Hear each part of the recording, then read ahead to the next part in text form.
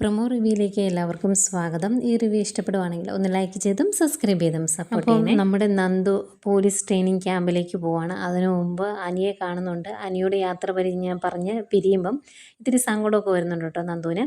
അത് കഴിഞ്ഞ് നയനെ കാണാനായിട്ട് അനന്തപുരിയിലേക്ക് വരുവാണ്. അങ്ങനെ വരുന്നതിന് മുമ്പേ നവ്യ അനാമികയെ വിളിക്കുന്നുണ്ട്. എന്നിട്ട് പറയുന്നുണ്ട് അവൾ പോലീസ് ട്രെയിനിങ്ങിന് പോകുന്നതിന് മുമ്പാണ് അങ്ങോട്ട് വരുന്നത്. അതുകൊണ്ട് തന്നെ നീ അവളെ കാണുമ്പം ഒരക്ഷരം ആവശ്യമില്ലാത്ത മിണ്ടി പോകരുത് എന്നൊക്കെ പറഞ്ഞ് പേടിപ്പിക്കുന്നുണ്ട് അനാമികയെ. ഇനിയിപ്പോൾ എസ് ഐ ആയിട്ടാണല്ലോ തിരിച്ചു വരുന്നത് എന്ന് ഓർക്കുമ്പോൾ അനാമികയ്ക്കും ചെറിയൊരു പേടിയുണ്ട്. എന്തായാലും അനന്തപുരിയിലേക്ക് വരുന്ന നന്ദുവിനെ ഒരുപാട് സന്തോഷത്തോടെ നയനെ മറ്റുള്ളവരും സ്വീകരിക്കുന്നുണ്ട്. ഭക്ഷണം കഴിച്ചിട്ട് പോയാൽ മതി എന്ന് പറഞ്ഞ് നിർബന്ധിച്ച് ഭക്ഷണം കഴിക്കാനും ഇരുത്തുന്നുണ്ട്.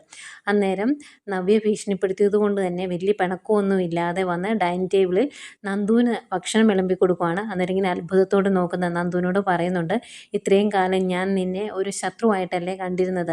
ഏതായാലും ഇന്നിങ്ങനെ ഭക്ഷണം വിളമ്പി തരുന്നതോടുകൂടി ആ പിണക്കവും ശത്രുതയും ഒക്കെ അങ്ങ് മാറട്ടെ എന്ന് പറയുവാണ്. ഇതൊക്കെ കണ്ട് അനിയൊക്കെ കണ്ണും മേടിച്ചിരിപ്പുണ്ട് കേട്ടോ. പിന്നെ കാണിക്കുന്നത് ദേവയാനിയാണ്. നയനയും ആദർശും കൂടി ഓഫീസിലേക്ക് പോവുകയാണ്. ഫുഡൊക്കെ കൊടുത്തു വിടുന്നുണ്ട് ഒരുപാട് സ്നേഹത്തോടെ. അപ്പം അങ്ങോട്ടങ്ങ് പോയി കഴിയുമ്പോൾ ആദർശ് ഫ്രണ്ടിൽ തിരിഞ്ഞങ്ങ് നടക്കുമല്ലോ. ആദർശ് കാണാതെ നയന ദേവയാനിക്ക് തിരിഞ്ഞു നിന്ന് ടാറ്റയൊക്കെ കൊടുക്കുന്നുണ്ട്. ദേവയാനി അതുപോലെ തന്നെ തിരിച്ചും ചെയ്യുന്നുണ്ട്. ഇതെല്ലാം പല സമയത്തും അതിൻ്റെ ചെറിയ തുണ്ടും സൈഡും ഒക്കെ കാണുമ്പം ആദർശിന് സംശയമായി തുടങ്ങിയിട്ടുണ്ട്.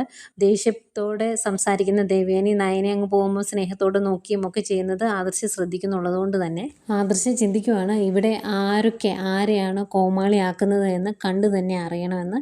ഏതായാലും അതിൻ്റെ പുറകെ ആദർശിറങ്ങും. ഇനിയിപ്പം ഇത് കണ്ടുപിടിക്കുമ്പം വലിയൊരു വഴക്കിലേക്കാണോ പോകുന്നത് എന്ന് അറിയില്ല. ഇതൊക്കെയായിരുന്നു പ്രൊമോ വിശേഷം.